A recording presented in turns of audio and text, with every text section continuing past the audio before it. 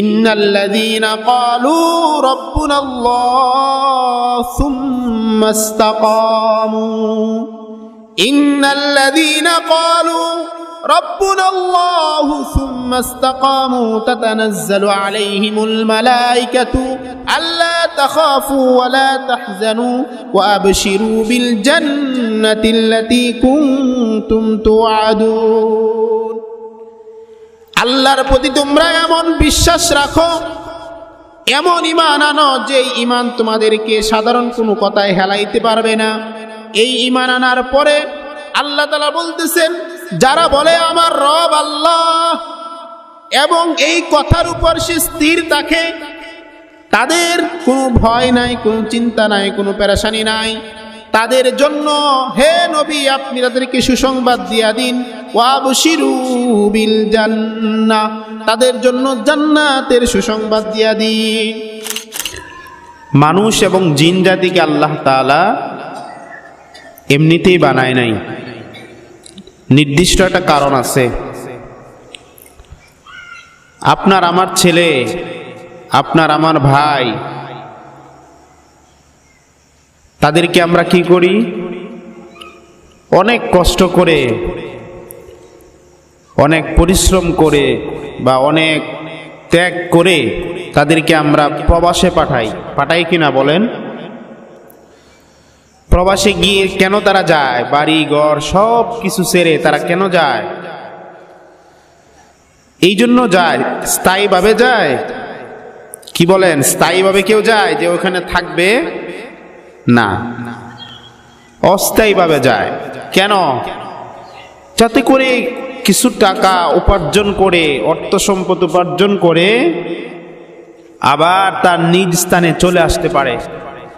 নিজ স্থানে এসে যাতে করে কিছু আরামে আয়েসে দিনটা কাটাইতে পারে, নিজের পিতা মাতা, ভাই বোন, স্ত্রী সন্তান তাদেরকে নিয়ে যেন একটু সুখে শান্তিতে থাকতে পারে। এই জন্যই তো যাওয়া। ঠিক তেমনি ভাবে আল্লাহ তাআলা আপনাকে আমাকে এই দুনিয়ায় পাঠিয়েছেন। আমাদের ঠিকানা কোথায় সবাই বলেন তো? জান্নাতে। বলেন কোথায়? জোরে আওয়াজ দিয়ে বলেন, আমাদের ঠিকানা কোথায়? আমরা জান্নাতে ছিলাম না এক সময়? আমাদের আদি পিতা হযরত আদম আলাইহিস সালাম জান্নাতে ছিলেন না? তাহলে আমাদের আসল বাড়ি বোঝা যায় কোথায়? জান্নাতে। আর আমাদের গন্তব্যস্থল কোথায়? জান্নাতে। এই জন্য এই দুনিয়ায় অল্প কয়েকদিনের জন্য আপনি আমি আসছি, এখানে আরাম আয়েশের জন্য না। আপনারা একটু আমাকে বলেন তো, যারা বিদেশ যায় তারা যদি ওখানে গিয়া আরাম আয়েশে লিপ্ত হয়ে যায়, কাজ করে না, একদিন কাজ করলে 10 দিন কাজ করে না, তাহলে সে কি দেশে যারা আছে বা দেশে আসার পরে আরাম আয়েশ সুখ শান্তিতে থাকতে পারবে? কি বলেন? পারবে না। ঠিক তেমনি ভাবে এই দুনিয়াটাও অস্থায়ী একটা আবাসস্থল, চিরস্থায়ী আবাসস্থল আমাদের কোথায়? জান্নাত। মুহতারাম হাজিরিন, আমি আপনাদের সম্মুখে অল্প কয়েকটা পয়েন্টে কথা বলবো। আশা করি কথাগুলো মনোযোগ দিয়ে শোনার চেষ্টা করবেন, বুঝার চেষ্টা করবেন। আল্লাহ তাআলা আল্লাহ রাসূল সাল্লাল্লাহু আলাইহি ওয়াসাল্লামকে পাঠিয়েছেন আমাদের হেদায়েতের জন্য। পাঠানোর পরে আল্লাহ রাসূল সাল্লাল্লাহু আলাইহি ওয়াসাল্লাম জীবনে অনেক হাদিস উনার থেকে বর্ণিত আছে। গুরুত্বপূর্ণ একটা হাদিস, সে হাদিসটা হলো, যেটাকে অনেক গুরুত্বপূর্ণ হাদিস মনে করা হয়, সেই হাদিসটা হলো আল্লাহ রাসূল সাল্লাল্লাহু আলাইহি ওয়াসাল্লাম বলেন, বুনিয়াল ইসলামু আলা খামসিন, ইসলামের ভিত্তি আর স্তম্ভ হলো 5টি জিনিসের উপর। ইসলামের আমরা যদি একটা ঘর বানাই বা একটা তাঁবু টানাই, এই তাঁবুটা টানাইতে গেলে আমাদের খুঁটি লাগবে না? খুঁটি লাগবে।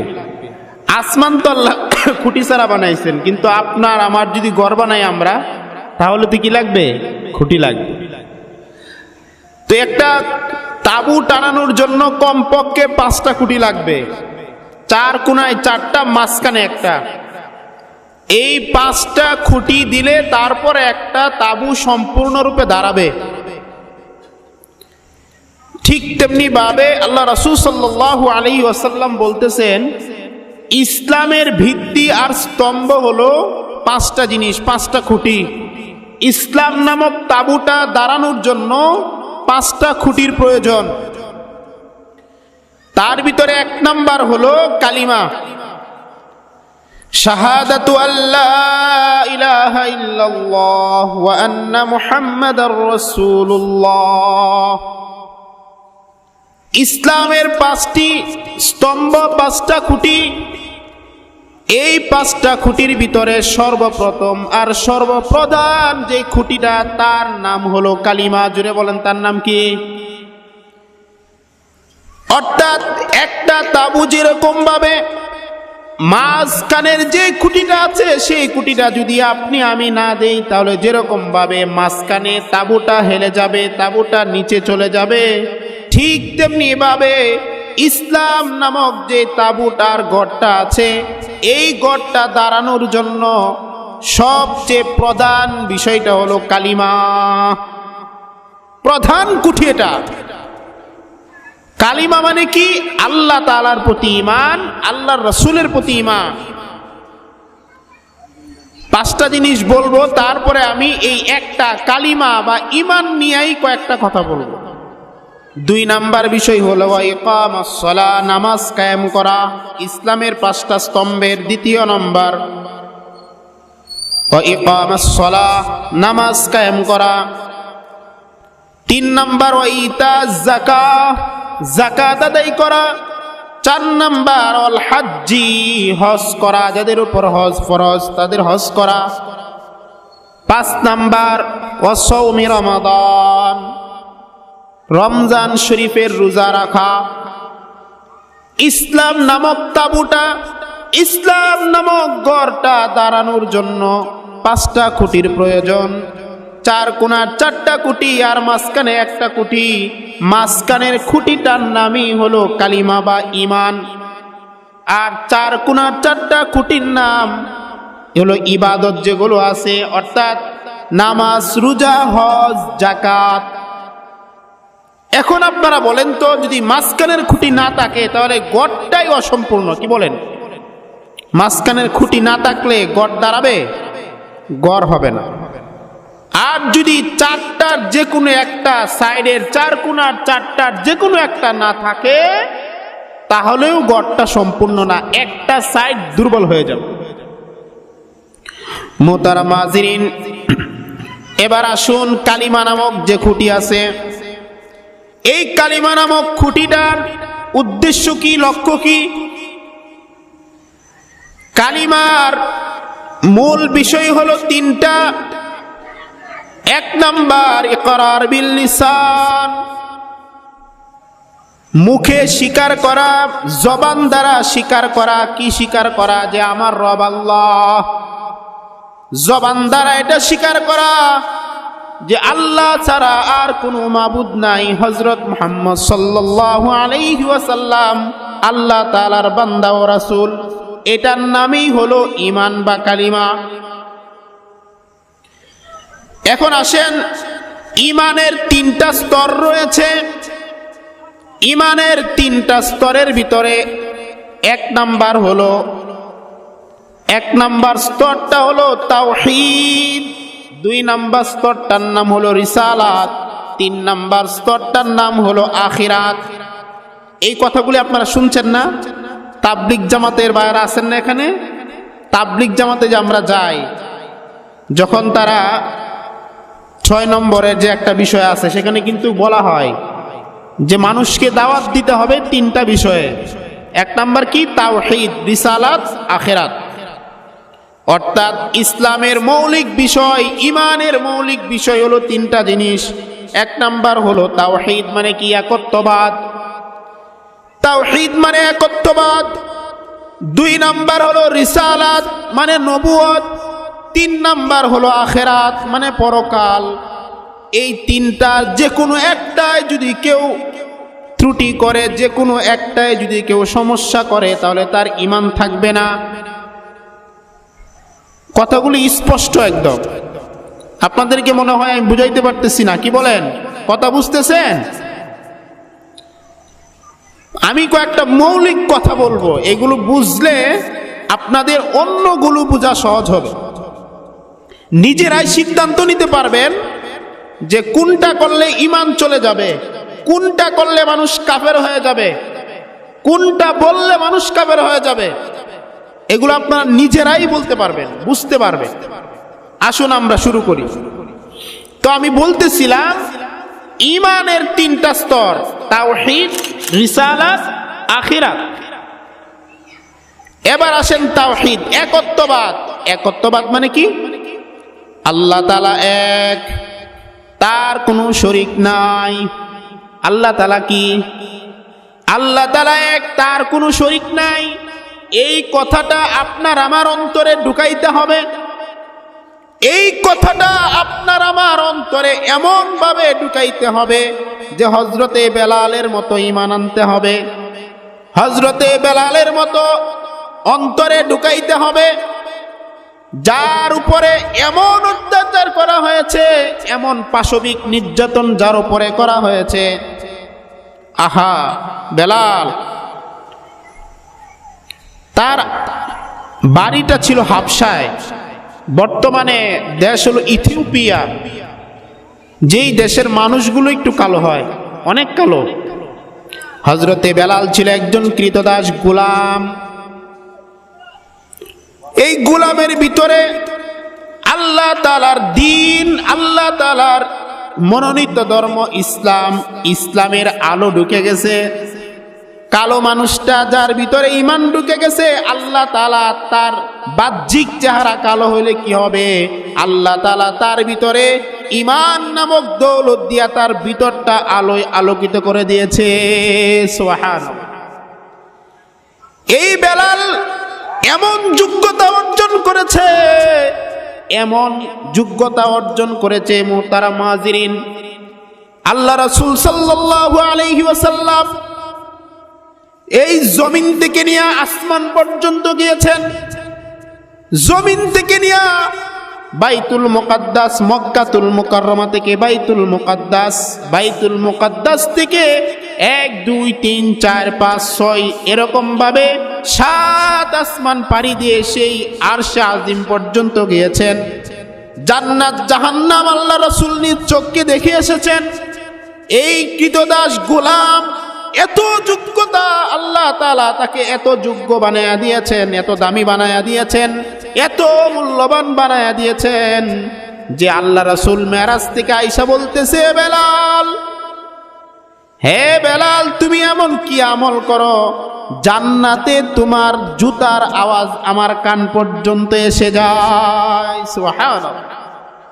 অথচ কি ছিল? একজন গোলাম, ক্রীতদাস। এই বেলাল তার ঈমানের শক্তিটা কেমন ছিল এটাই আমার বলার উদ্দেশ্য। তার ঈমানের পাওয়ারটা এরকম ছিল, এই ক্রীতদাস হওয়ার পরে তার মালিক যে আছে সে বলতেছে, এই তুই আমার গোলাম, এখন তুই ঈমান ছাড়বি, মুহাম্মাদের প্রতি ঈমান আনতে পারবি না। বেলাল বলে, না না না, আমার জান চলে যাবে, আমার ভিতর থেকে আল্লাহর একত্ববাদের বিশ্বাস যাবে না। এরপরে কি করলো? উতবা, সাইবা, আবু জাহেল সবাই মিলে তাকে টর্চার করতে লাগলো, নির্যাতন করতে লাগলো। শুধু একা নির্যাতন এরকম নয়, বরং একজন লোক তাকে মারে, প্রহার করে মারতে মারতে ওই যে মারে সে ক্লান্ত হয়ে যায়, এরপরে আরেকজন প্রহার করে। এরকম ভাবে পালাক্রমে 1 জন 2 জন 3 জন 5 জন করে তাকে প্রহার করে মারতেছে। মারার পরে এরপরেও তার বুকের ভিতর থেকে সেই তাওহীদ, একত্ববাদ যায় নাই, তার ভিতর থেকে একত্ববাদ যায় নাই। এরপরে তার মালিক বলল, তাকে কি করো? এরকম ভাবে তার ভিতর থেকে ঈমান বের করা যাবে না, বরং তাকে মরুভূমির তপ্ত সেই বালুর উপরে কি করে দাও, তাকে শুয়ে দাও। আহা, বালুর উপরে শুয়ে দেওয়া হইল। আপনার আমার ঈমান কেমন? আপনার আমার ঈমানের পিছনে কোনো খরচ করতে হয় নাই, আপনার আমার পিছনে একটা চর খেতে হয় না ঈমানের কারণে। আচ্ছা, আজান একজনে দিয়া দিলে বলো।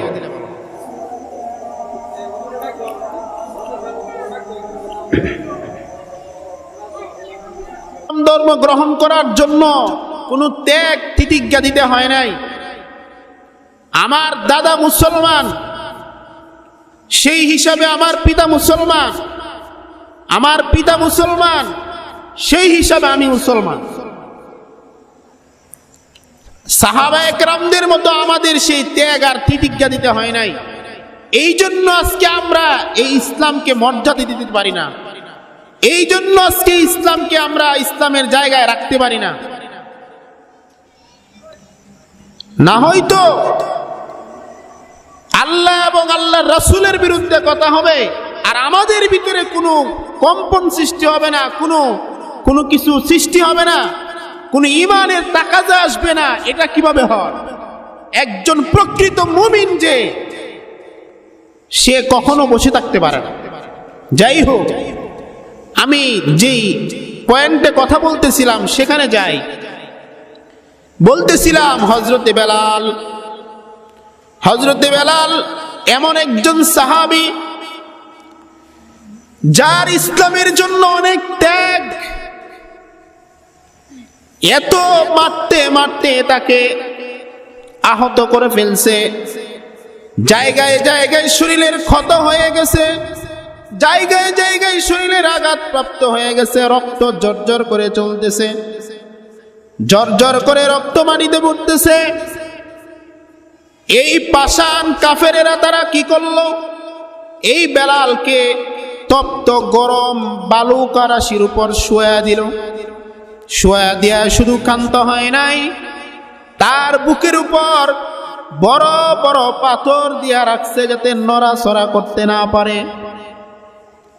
সেই সময়টাতেও এই গোলাম বেলাল কৃতদাস, সে আল্লাহকে বলে নাই, আল্লাহর প্রতি ঈমান তার বিন্দু মাত্র কমে নাই।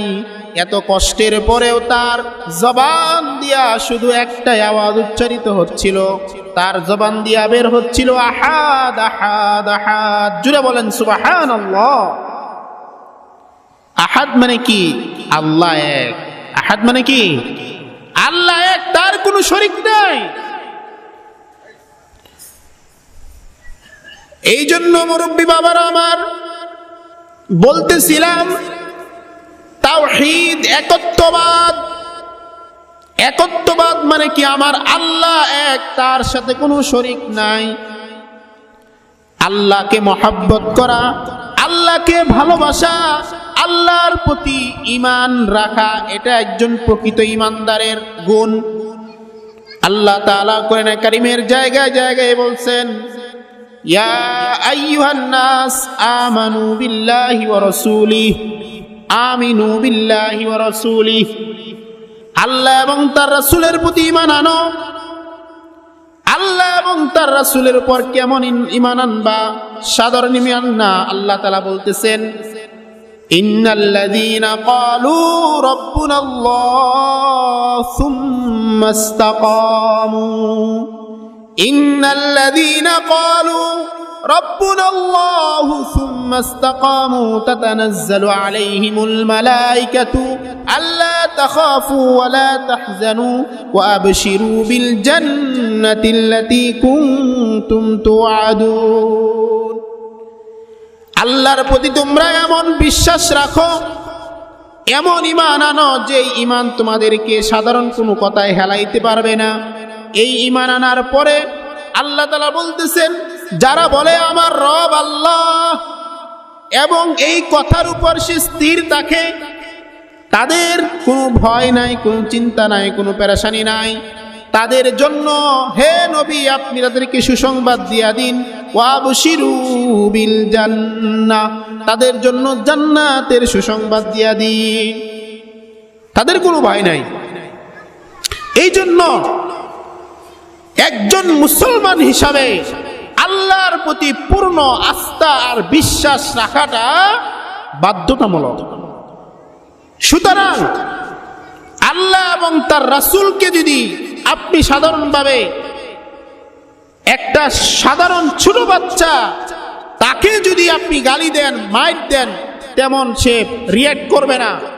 কিন্তু যদি একটা ছোট বাচ্চাকেও যদি বলেন, তার পিতার নামে গালি দেন, তার মাকে নিয়ে গালি দেন, এই ছোট বাচ্চাটা পর্যন্ত তার মায়ের কাছে গিয়া, তার বাবার কাছে গিয়ে অভিযোগ করে যে আমাকে আমার মা তুললে গালি দিল কেন, আমার বাবা তুললে কেন গালি দিল। কি বলেন, ঠিক না বেঠিক? জুড়ে বলেন। সুতরাং আমাদের সাধারণ দুনিয়ার নিজামে একজন পিতার মাতা, মা বাবা, এটা তো সাধারণ। কেন সাধারণ বললাম?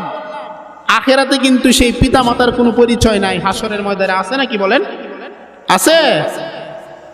ইয়াউমা ইয়াফিরুল মারউ মিন আখিহি ওয়া উম্মিহি ওয়া আবিহি ওয়া সাহিবাতিহি ওয়া বানিহি। হাসরের ময়দানে ভাই তার ভাই থেকে পলায়ন করবে, মা তার সন্তান থেকে পলায়ন করবে, বলবে না না, দুনিয়াতে আমার কোনো বিবাহই হয় নাই, কোনো সন্তান ছিল না।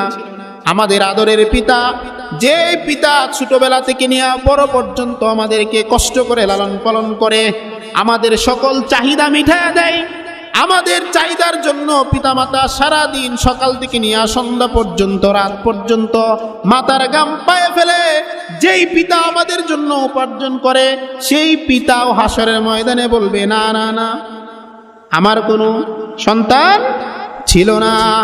সে আদরের সন্তান যার জন্য আপনি এত কিছু করতেছেন, সেই সন্তানও হাসরের ময়দানে পরিচয় দিবে না, না না না, আমার কোনো পিতা ছিল না, আমার কোনো মাতা ছিল না। এই জন্য বললাম সাধারণ।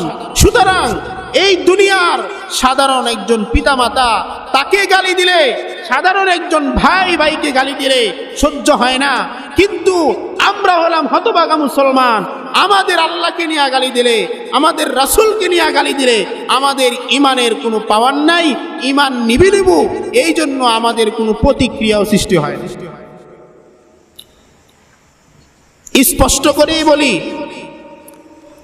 স্পষ্ট করে বলি, আমরা কোনো বর্তমান সময়ে একজন বাউল শিল্পী আমাদের আল্লাহকে নিয়ে আসে অহেতুক কথা বলেছে, আমার আল্লাহকে নিয়ে কটূক্তি করেছে, কোরআনকে নিয়ে কটূক্তি করেছে। আপনারা যদি যারা জানেন দেখতে পারবেন, কোরআনকে নিয়ে বলছে যে সূরা নাসকে নিয়ে কটূক্তি করেছে। আমাদের কলিজা কোরআন। আপনি যদি মুসলমান হন, আপনি যদি প্রকৃতপক্ষে আল্লাহ এবং কোরআনের প্রতি বিশ্বস্ত হন, এই কথাগুলি শোনার পরেও যদি আপনার দিলের প্রতি সামান্য পরিমাণ, বিন্দু পরিমাণ যদি ইমানের টাকা যায়, একটা মুখ দিয়া প্রতিবাদ না আসে, তাহলে এটা কেমন মুসলমান? সুতরাং আমরা বলি যে আমরা বাউল শিল্পীদের বিপক্ষে না, কথা কিন্তু বুঝবেন ভালো করে। আমরা বাউল শিল্পীদের বিপক্ষে না, কিন্তু যেই সমস্ত বাউল শিল্পী ইসলামকে নিয়ে, আল্লাহকে নিয়ে, নবীকে নিয়ে অহেতুক মিথ্যা বানোয়াট গুজব ছড়ায়, তাদের আমরা বিরোধী। কথা বলেন ঠিক কিনা? তাদের বিরোধী আমরা। সুতরাং এটা কোনো রাজনৈতিক বক্তব্য না, আমি আগেই বলেছি, এটা হলো ইমানের তাকাজা। এটা ইমানের তাকাজা। আপনার পিতাকে যদি আজকে গালি দেয়, আপনি নিশ্চয়ই চুপ করে বসে থাকবেন না। আর আল্লাহ রাসূল সাল্লাল্লাহু আলাইহি ওয়াসাল্লাম বলেছেন যে সর্বপ্রথম ইমান এবং মুসলমানদের সবচেয়ে প্রিয় মানুষ হলো আল্লাহ। সবচেয়ে প্রিয় যেই নামটা, সেটা হলো আল্লাহর নাম। এটার উপরে আর কোন নাম হতে পারে না দুনিয়াতে।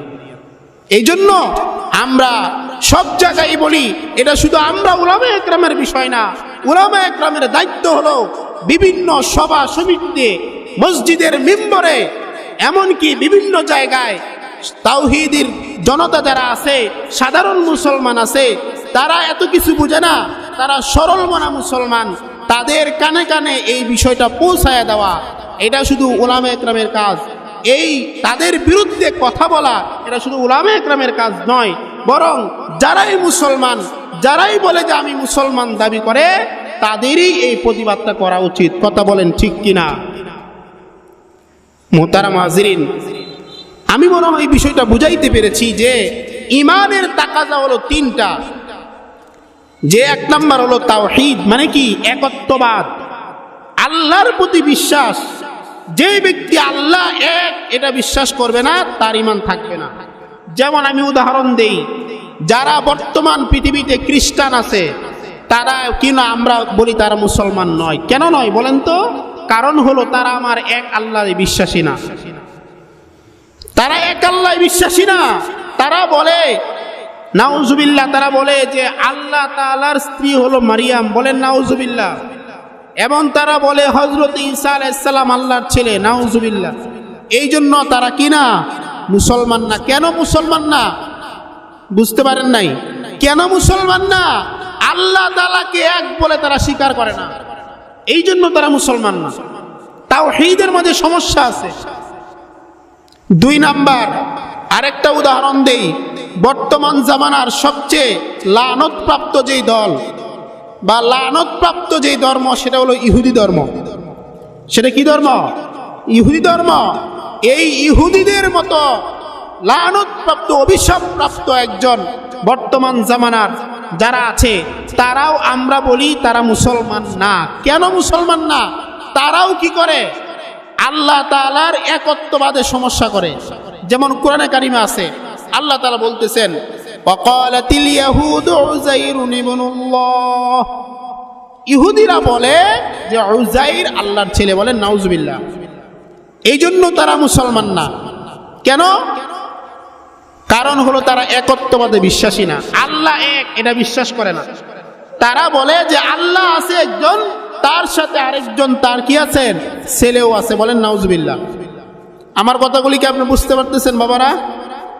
আচ্ছা, তাহলে আমরা বুঝলাম যে তাওহীদ মানে একত্ববাদে যারা বিশ্বাসী না বা তাওহীদের মধ্যে যারা সমস্যা করবে, তারাই ইসলাম থেকে বের হয়ে যাবে। দুই নাম্বার হলো রিসালাত। রিসালাত মানে কি? রিসালাত মানে নবুয়ত। আমরা মুসলমানরা বিশ্বাস করি হযরতে আদম আলাইহিস সালাম থেকে নিয়ে হযরতে মুহাম্মদুর রাসূলুল্লাহ সাল্লাল্লাহু আলাইহি ওয়াসাল্লাম পর্যন্ত আল্লাহ তাআলা 1 লক্ষ মতান্তরে 2 লক্ষ পয়গম্বর এই দুনিয়াতে পাঠিয়েছেন।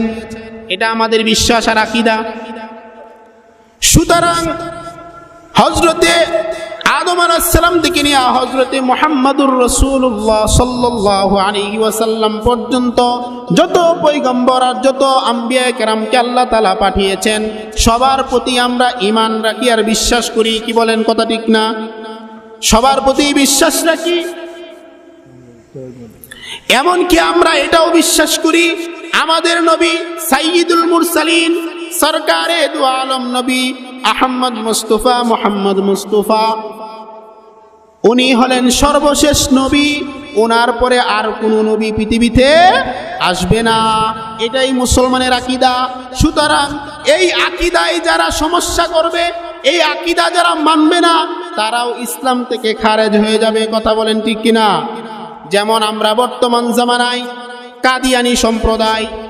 কাদিয়ানী সম্প্রদায় তারা কাফের। কেন কাফের? কাদিয়ানী সম্প্রদায় মুসলমান নয়। কাদিয়ানীদের বিপক্ষে উলামায়ে কেরাম সহ এই দেশের তাওহীদি জনতা কেন প্রতিবাদ করে? কিসের কারণে প্রতিবাদ করে? সাধারণ মানুষ অনেকে মনে করে হুজুররা 2 দিন পর পরে এরকম রাজনীতির মতো আন্দোলন কেন করে? আরে আন্দোলন তো আমরা রাজনীতির জন্য করি না, আন্দোলন তো আমাদের ঈমানের মাঝে আঘাত হলে তারপরে করি। কি বলেন? কথা ঠিক কিনা? ঈমানের মাঝে সমস্যা হলে, ইসলাম নিয়ে কেউ কথা বললে, আল্লাহকে নিয়ে কেউ কটূক্তি করলে, আমার রাসূলকে নিয়ে কেউ কটূক্তি করলে, সাধারণ মুসলমানদেরকে নিয়ে, তাওহীদ জনতাকে নিয়ে আমরা মাঠে ময়দানে সবার আগে প্রতিবাদ করি। এটা আমাদের দায়িত্ব, ঈমানি দায়িত্ব। সুতরাং যেটা বলতেছিলাম, আমাদের নবী মুহাম্মদুর রাসূলুল্লাহ সাল্লাল্লাহু আলাইহি ওয়াসাল্লাম সর্বশেষ নবী, খাতামুন নাবিয়্যিন।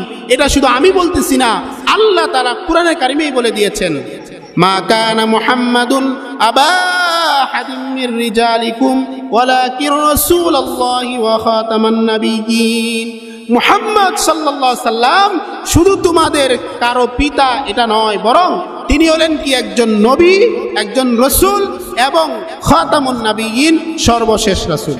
সুতরাং আমরা বলি যে এই সর্বশেষ রাসূল এটা যারা বিশ্বাস করবে না, এই সর্বশেষ রাসূল এটা যারা মানবে না, তারাও ইসলামে থাকতে পারে না। কি বলেন, কথা ঠিক না বেঠিক? সুতরাং আমরা কাদিয়ানীদেরকে কাফের বলবো। কাদিয়ানীদেরকে যারা মনে করবে না যে তারা কাফের না, তাদেরও ইমানের সমস্যা হবে। অনেকে মনে করতে পারে যে হুজুররা তো বলবেই, আসলে কি তারা কাফের? তারা তো বলে যে আহমদিয়া মুসলিম জামাত। কি নাম দিছে তারা? আহমদিয়া মুসলিম জামাত। কিন্তু আমরা বলি না, তারা নাম দিলেই তারা মুসলমান হইতে পারে না, বরং আমাদের আকীদা বিশ্বাস হলো মুহাম্মদুর রাসূলুল্লাহকে যেই ব্যক্তি সর্বশেষ রাসূল হিসেবে না মানবে, সে ইসলামে থাকতে পারে না। এই জন্য কাদিয়ানীরা কাফের।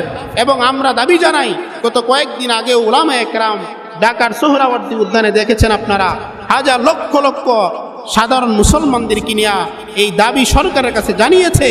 আমরাও এই দাবি সরকারের কাছে আবেদন জানাই যে সরকারিভাবে তাদেরকে অমুসলিম ঘোষণা করা হবে। বাংলাদেশে তারা থাকবে, বাংলাদেশ থেকে বের হবে না, কিন্তু মুসলমান নাম দিয়ে না। কি বলেন? মুসলমান নাম দিয়ে থাকতে পারবে না, কারণ তারা মুসলমান না। যারা আমার নবীকে সর্বশেষ নবী হিসাবে মানে না, তারা কখনো মুসলমান হইতে পারে না। যাই হোক, আমি আপনাদের সম্মুখে যেই আলোচনাটা করতে চাইতেছি যে এক নম্বর হলো তাওহীদ। তাওহীদ মানে কি? একত্ববাদ, আল্লাহ এক, এটার প্রতি বিশ্বাস রাখতে হবে। যদি কোনো দল, গোষ্ঠী, কেউ, কোনো ব্যক্তি এটার মাঝে সমস্যা করে, আল্লাহর সাথে কোনো কিছু শরীক করে, তাহলে সেই ইসলামে থাকবে না। দুই নাম্বার কি? রিসালাত। রিসালাত মানে কি? নবুয়ত। এই নবুয়তের মাঝে যদি কেউ সমস্যা করে, তাহলে সেই ইসলামে থাকবে না। তিন নাম্বার হলো আখিরাত। আখিরাত মানে কি? পরকাল। পরকাল, হাসর আছে, আমরা মরার পরে আমাদের বিচার হবে, জান্নাত আছে, জাহান্নাম আছে, ফুলচিরাত আছে, মিজানের পাল্লা হবে, এই সব কিছু সত্য, এটা আমরা বিশ্বাস করি। যদি কেউ অস্বীকার করে যে মরণের পরে আর হাসর নাই, বিচার হবে না, তাহলে সে ইসলামে থাকবে না। সুতরাং আমি আপনাদেরকে বুঝাইতে চাইলাম যে আসুন আমরা সঠিকটা জানি।